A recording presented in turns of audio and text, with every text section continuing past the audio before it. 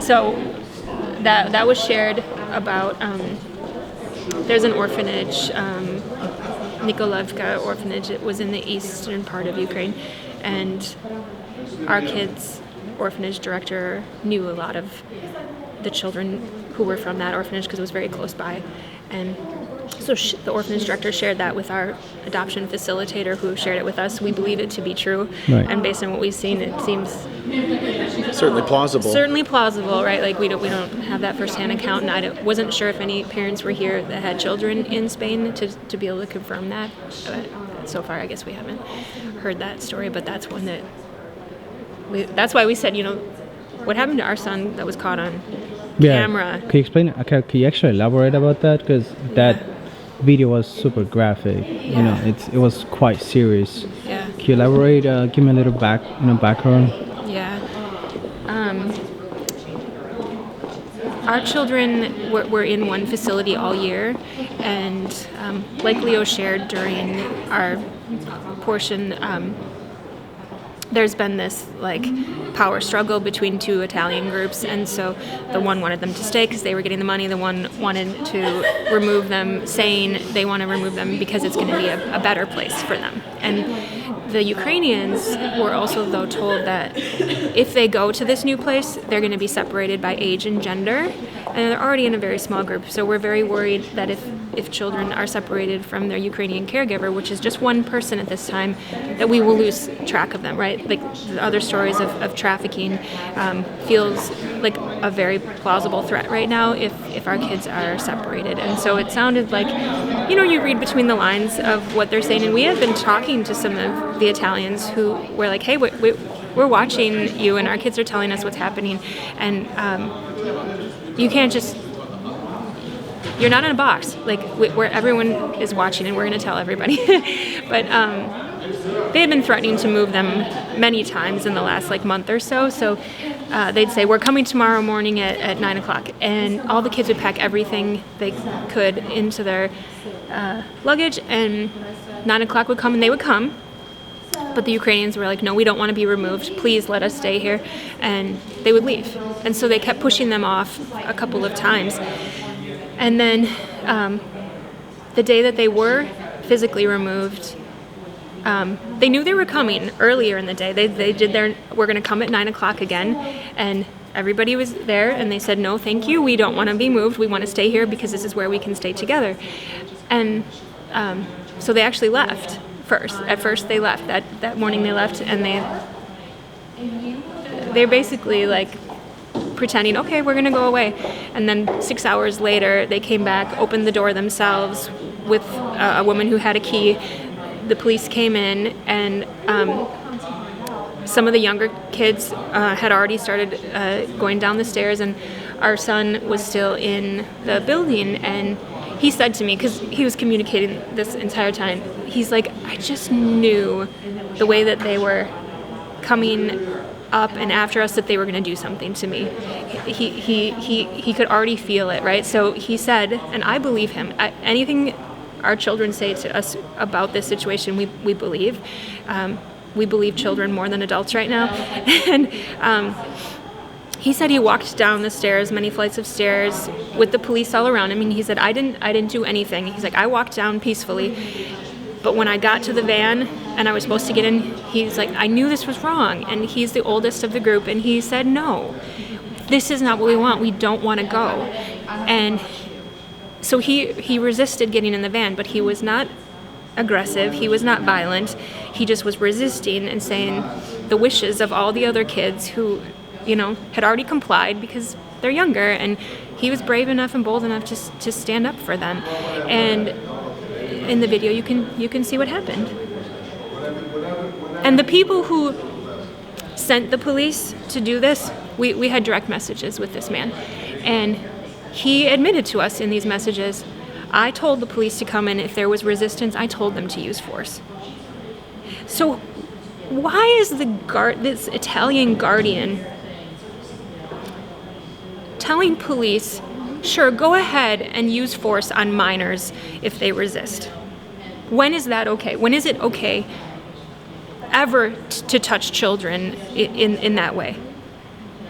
like clearly you have not gained their trust or like shown them that where you're taking them is okay. They knew it wasn't okay.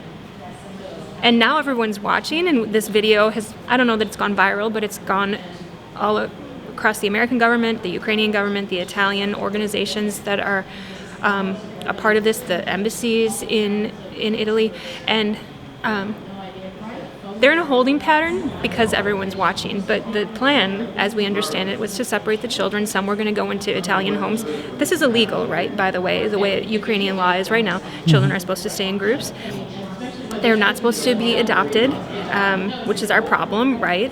But Italians are successfully completing adoptions of Ukrainian children.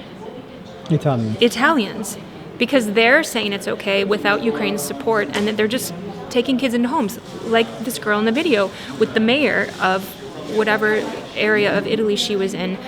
This man bringing her into his home, and where am I going? It's just that the situation is deteriorating. It was never great to begin with, but it's just gone from bad to worse. In fact, the caregiver that's with our kids, we message with her very regularly. We have a good relationship with her. We trust her. And we've met her on She's Ukrainian. A couple of occasions when we've been there to visit. And she said that these children are, I forget the exact wording she said, but instead of improving, their situations are just declining.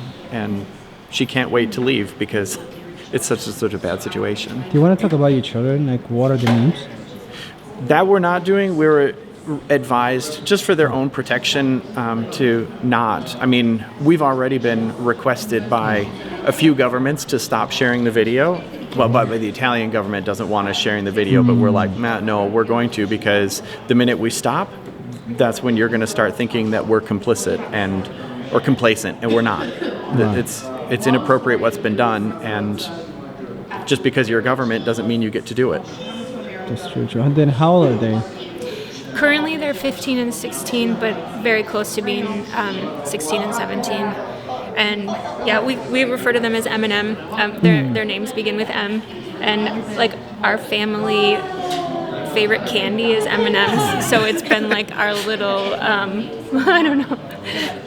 It's a little silly, but sometimes when we want to like feel a connection, we'll just go get a bag of M&Ms and when we send them care packages, it always has M&Ms in it. Yeah. That is they cute. love it. How did you find out about this summit?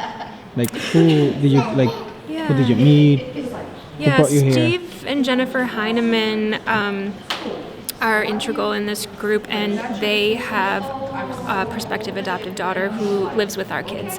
And so we've just known them through the process of meeting other parents that have children in the same group. So there's a handful of parents here and some that weren't able to make it that we communicate with regularly, because we're constantly updating each other on what our kids are telling us about their current situation, so that we can continue to advocate for them in each moment, right? And sometimes that's wiring money to the caregiver to get them food for that day. Sometimes it's putting pressure on their Italian lawyer who's taken over custody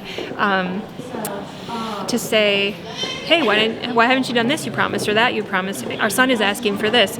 And actually, in the last week, turns out when Leo puts a little bit of pressure on him, the next day something happens, and we're like, okay, well, we're watching, and we're here, and we're not going anywhere. This sounds like a long process. How long have you guys been, We met them in 2018, and we began our adoption process officially in 2019. Just right after they January of Ukraine, 19. We hosted them for a Christmas visit. And part of it was like the delay has been because of incomplete documentation. Their legal system takes forever to do anything in, and it's been really frustrating. And so it moves very, very slow, and then there's hiccups and delays along the way because of this or that, and then, there was a pandemic, and now a war, and so it's just been, they should have been here over a year ago. The way that we had, after the pandemic kind of settled down, we were at a point in the process where Had Russia stayed put, they'd have been here, over a year ago.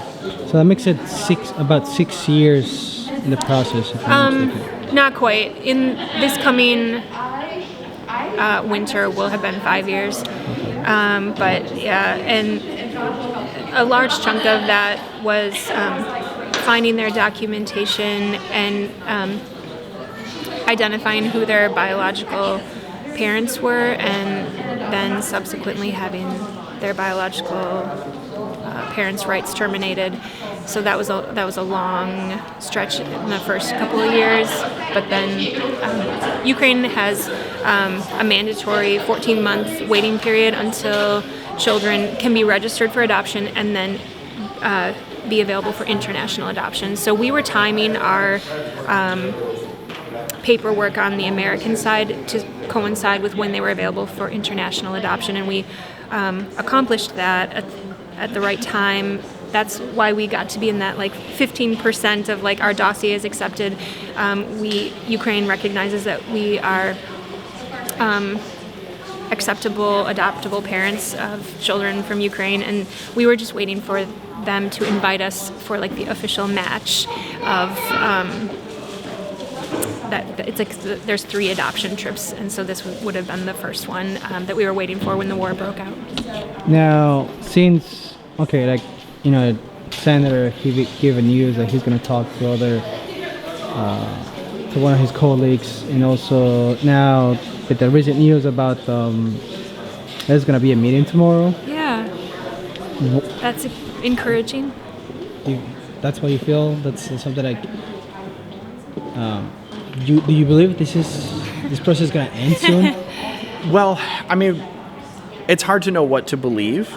We hope that it ends soon, but if we finally have a member of not only the American government paying attention and really listening and, in a position to encourage other lawmakers, that's huge on the American side, because we understand it's got to be an agreement between the governments of 2 countries.